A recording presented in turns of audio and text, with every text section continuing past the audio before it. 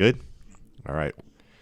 Welcome to Unrestricted with Ryan Johnson, Season 2, Episode 8. Today we are joined by Tori Boykins, Aztec Nation Chief Brand Officer and Graphic Designer for the Kansas City Chiefs and Kansas City Royals. Welcome to the show, Tori. Thanks, Ryan. Thanks for having me on the show. Absolutely. It's kind of been a long time coming, but you've been busy, especially over the last couple of years. We got linked up when you were interning for J12 Designs here in San Antonio, and then your star has quickly been on the rise since. So I'll start with the question I ask everybody, and I'm sure we'll get to where you're at now. But where does your story begin? Oh, man. So, yeah, my story, I'd say it begins in Cincinnati, Ohio. It's where I'm from.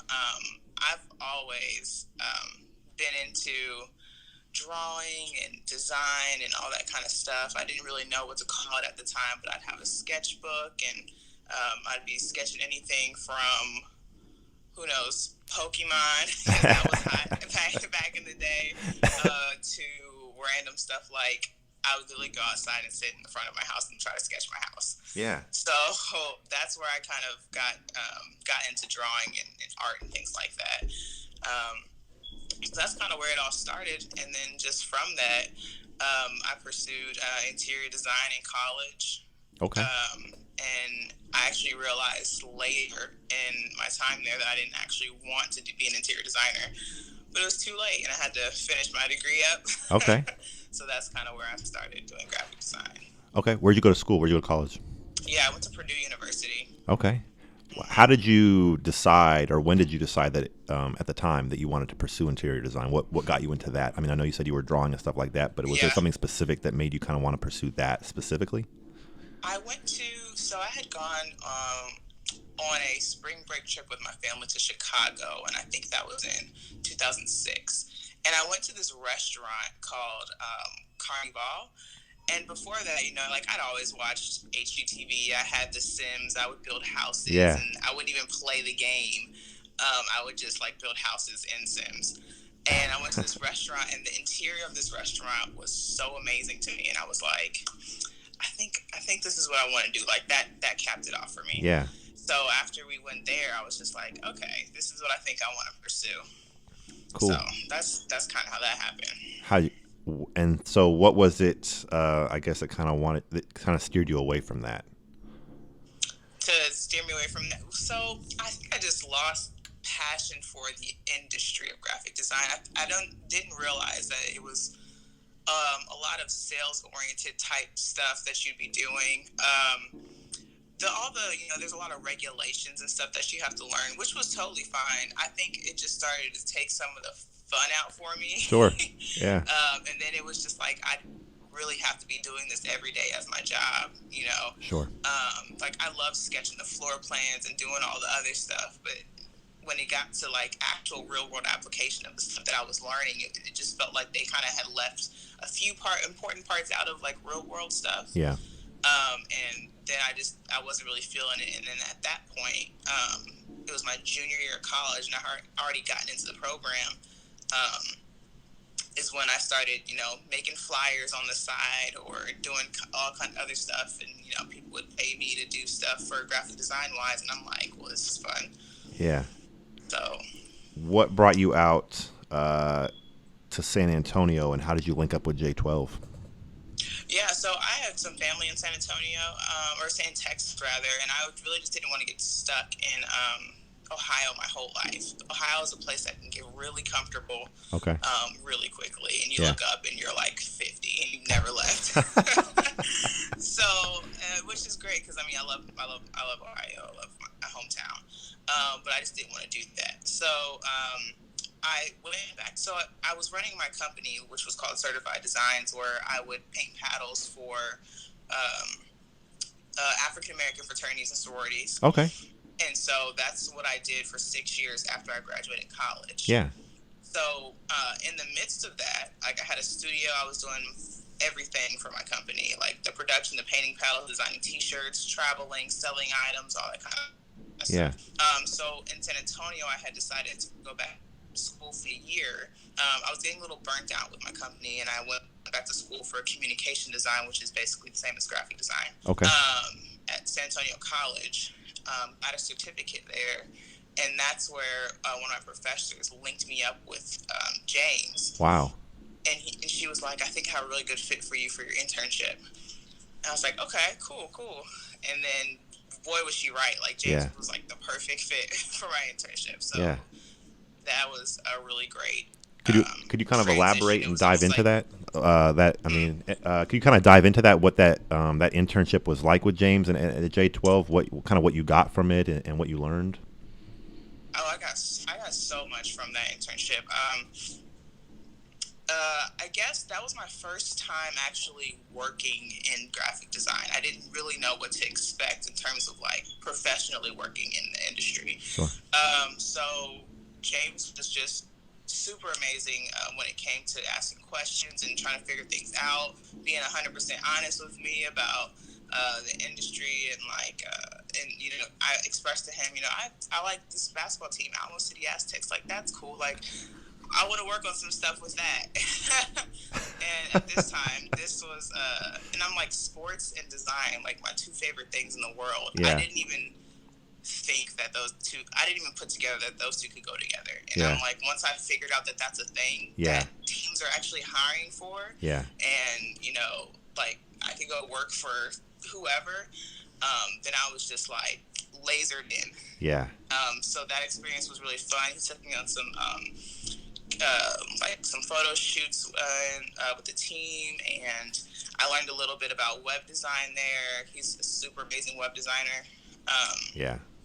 And did some layouts for that. Like, it just really put my portfolio in a place where I could get hired to do anything, because I was able to dabble in a lot of different things. I was going to ask how that affected your portfolio. I know as a designer and really just a creative, and kind of just in the overarching community of creatives, portfolios are important.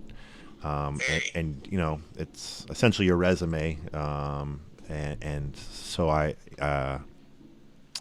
just imagine that time, that year you had there was probably a good foundation. So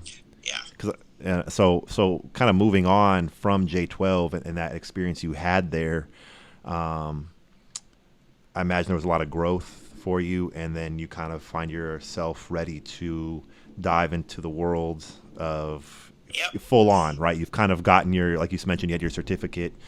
You'd gotten your education formally, and then you kind of get your real-world graphic design experience at J12. And now you're ready to go out and branch out, as Tori, ready to attack. What did that look like for you? It looked like a lot of, I would say, not even trial and error. I actually, immediately after J12, I got a job with an investment firm in San Antonio. Okay. And that was an interesting experience. It was a small company that it was like maybe 60 people that worked for the company. I was the only designer there. Okay.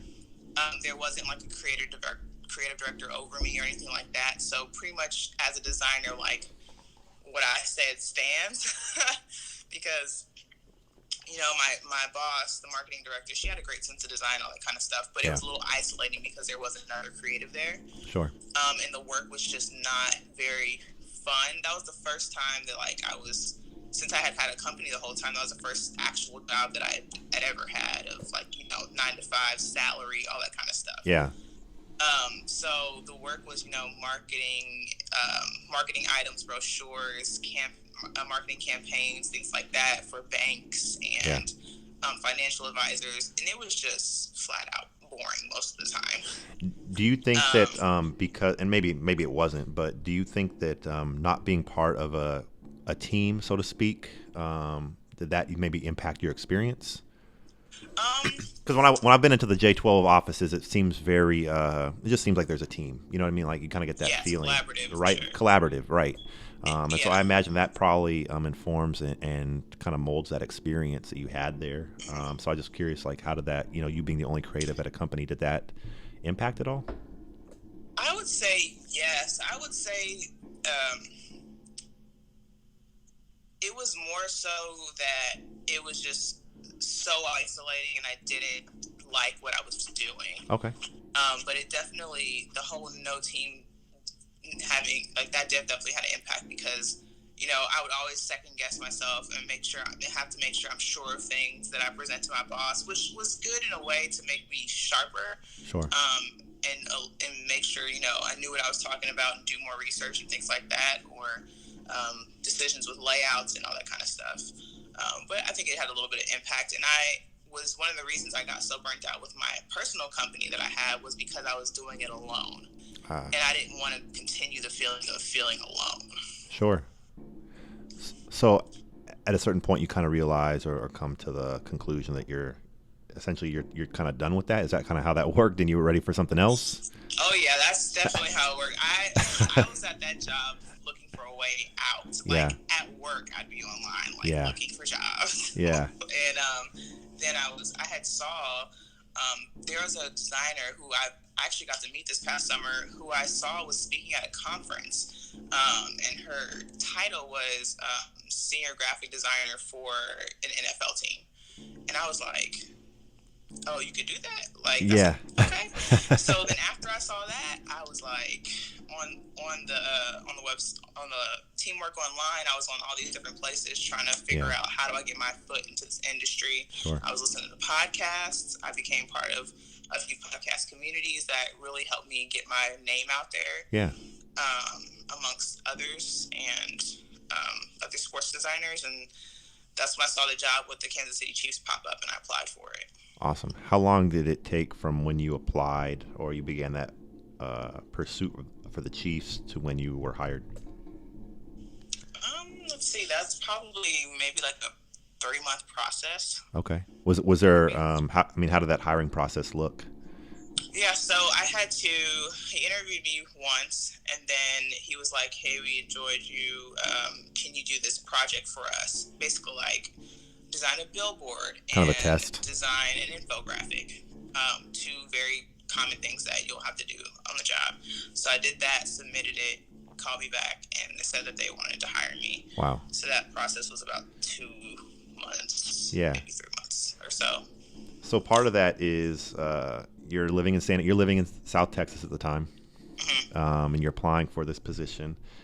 You get it, which is exciting, but there's going to be a transition in your life and in your career from what you've been doing, right? I mean, it's part of growth, right? Part of the human experience. But you went, got your certs, got your formal education, got your internship with J12.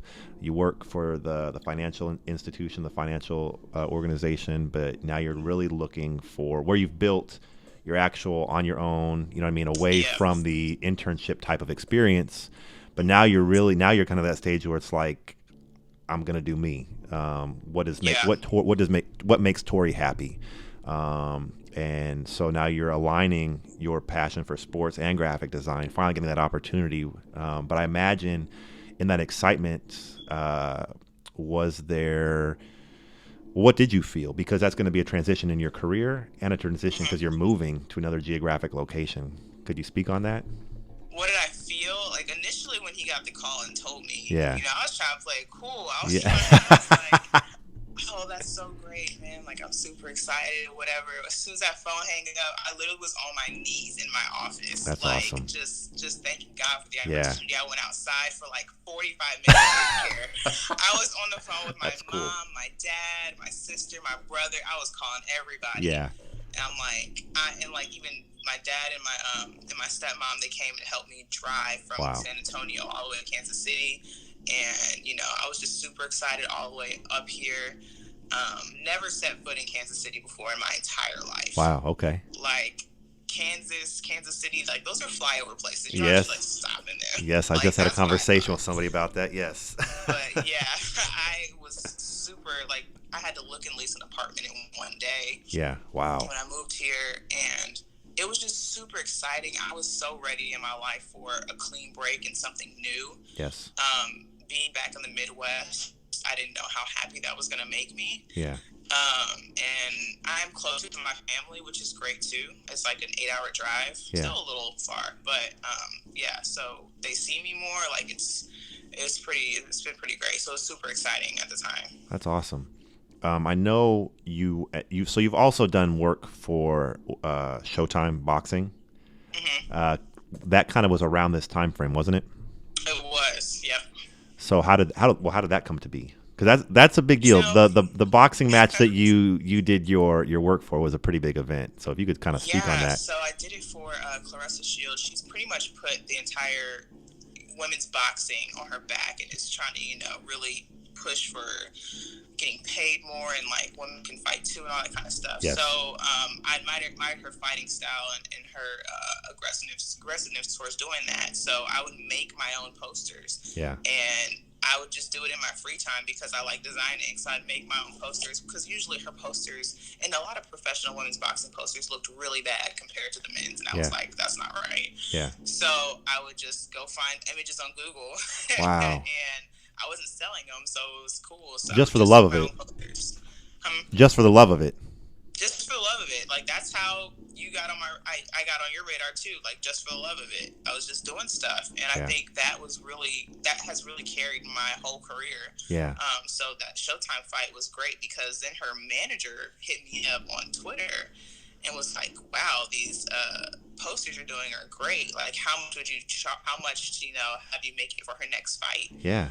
And I was like, let's have a conversation. Yeah. So I did the one for Showtime. That was one of her biggest fights. So that was cool. That's awesome. How did that impact your career at all? It's kind of another, that experience is kind of another, I don't know, a building block. Is that fair to say? Yeah.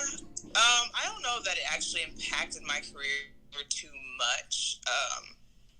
But I definitely think it opened my eyes to a lot of industry stuff and with like boxing and how they operate. Yeah. And their values and all that kind of stuff. So I haven't really done too much boxing stuff since that. But it was a great experience in terms of a portfolio piece to show exposure. Sure. So that was helpful. How has your experience been with the Chiefs? Because that also led to, if I'm not mistaken, it led to work with the Kansas City Royals, and now you do work for both. I worked for the Chiefs for a year during a very exciting season too. During the most exciting season you could ever work for the Chiefs. Yeah. Like Patrick Mahomes, just crazy. Took off. So that was only for a year, and it was seasonal. And that's how I was a graphic design assistant, and that's kind of how I got my foot in the door of the industry. And I worked. My boss is also he's really well known in the industry too, and he's so great to work under. Yeah. I learned so much from him, and he really helped sharpen my skills and help me understand the industry. And when you're a graphic designer for a team, you're basically never it was just me and him cranking out all the graphics for the Chiefs. Yeah. Which was cool. It was a lot, but it was.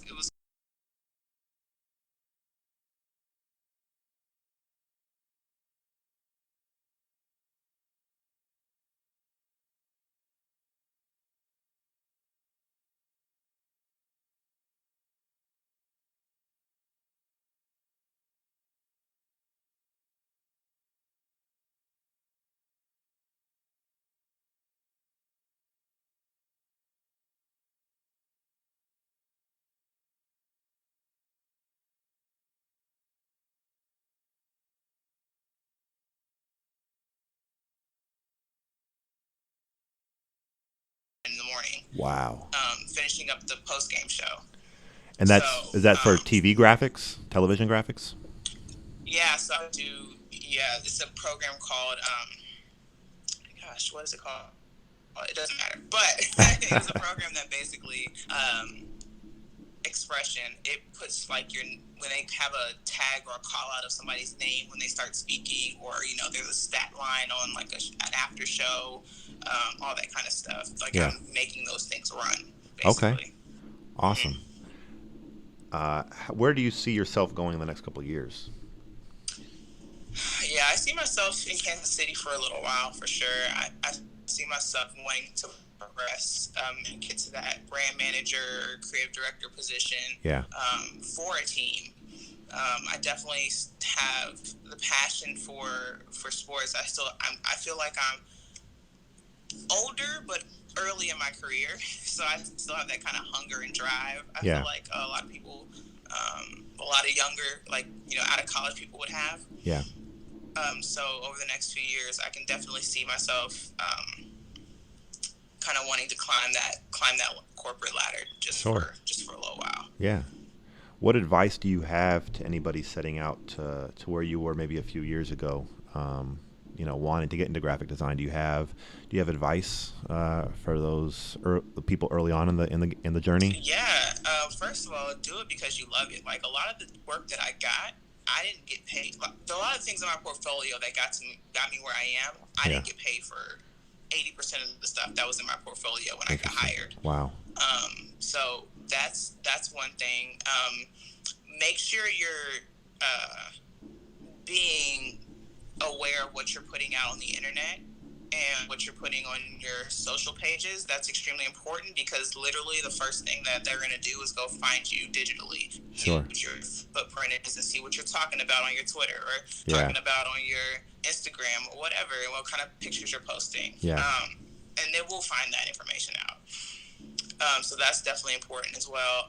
And also, if you see somebody who's in a position that you want to be in, don't hesitate to reach out to them or send them a DM or hit them up on LinkedIn, because it can be awkward, but more than likely they'll be welcoming and, want to help. Sure. Want to help, especially in the graphic design industry, and especially if it's sports design specifically. Like, our community is so small, and everybody had to fight to get in. So right. I've never had any problem just responding to somebody real quick when they ask me a question. So I love that kind of stuff. Yeah, that's awesome.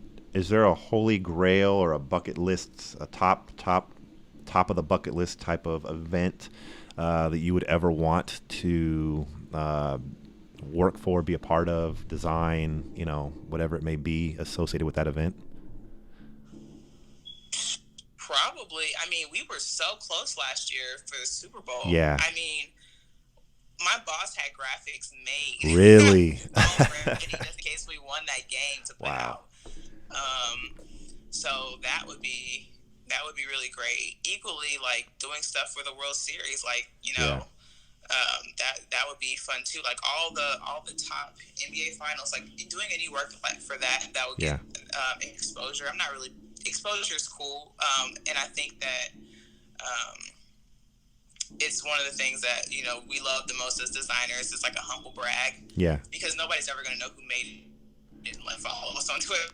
That has to be that's kind of interesting, kind of in this world where everybody is social media, to be honest. I mean, my opinion, it's there's there's the ability for a lot of narcissism, even if it's subtle. I mean, social media is look at me, I mean, to be honest. And so in a world like that, and you're putting out these, I mean, to be honest, you're putting out great content. Following the Kansas City Royal page or the Kansas City Chief page, I always wonder if Tori made that. Or and it's because there's no names attached to it. It belongs to the organization, right? So, I mean, I don't know if it's tough or what, but it's definitely an interesting, dichotomy to see such great work, but your name isn't openly on it. Yeah. There's a lot of chatter in our industry about that, but I mean, at the end, we're part of a team, and we're doing it for the brand, for the team. So most of us don't really care too much, to be honest, because I have a Twitter design page that's mainly just so I can stay seen in the industry, not because I actually love Twitter. Yeah. So, like, I post my work on my page, and a lot of industry people will know my work when I post it, and then I'll vice versa. Like, I'll know their work. I follow a lot of different designers, all of which inspire me. They were super talented. A lot of people don't understand how much goes into this job and the types of things we have to know to be successful at what we're doing. That's really interesting. Well, kind of winding down here in the last couple minutes. I know we're kind of crunched for time here this morning. I just want to say thank you again for coming on. I definitely have admired your work, and will continue to admire your work. Whenever we get the Aztec Nation graphics, like I told you last night, it's like a little Christmas morning. I always get excited when I see Tori and the attachment little icon next to the name. I'm excited to see what it is. But it's really, I think it's great to hear your story about how you were you had your own company and you decided, you wanted to try something else, and you went back to school for it, and you built yourself up through formal education, and you got the real world experience, and you were willing to, to be honest, you sacrificed that passion while you got some real world experience after the internship. But then you had the courage and the wherewithal to say, you know what, enough time here has been given. I want to find, what sets me on fire, and to pursue that, and then to get hired by teams in the upper echelons of professional sports in America, not just by one, but to be honest, by two, and then I'll get to work the Showtime event. I think that is, it inspires me, and I think it's very cool, and I definitely hope that people that are listening to this will be inspired and connect with that as well. Yeah, for sure. It's definitely been a wild ride. I want to also give you credit, too, for my career, here you go. Because you're one of the first people to actually pay me for my work. And you don't know what that means to a designer. Like, that means a lot. Like, because that means essentially you believed in what I was doing, enjoyed it, and you also gave me a lot of opportunities to continue to build my portfolio, which is definitely appreciated. Because when I was starting out, I had a clue, but not a big one of like what I was doing. So I definitely appreciate you in that regard as well. Well, that means a lot, and I will always appreciate your work. That does, yeah. Well, I don't want to hold you up. I know you've got a busy day ahead. Thanks again. To the stadium. Yeah. Yeah, no problem. Thanks so much for having me on the show. Awesome. Absolutely. Well, this has been a great interview, great conversation with Tori Boykins. She is the Chief Brand Officer, CBO, for Aztec Nation, and a graphic designer for the Kansas City Chiefs and Kansas City Royals. Episode 8 of Season 2 for Unrestricted with Ryan Johnson is coming to a close. Join us again when we interview Tracy Braxton, personal fitness trainer and bodybuilder. Have a good one.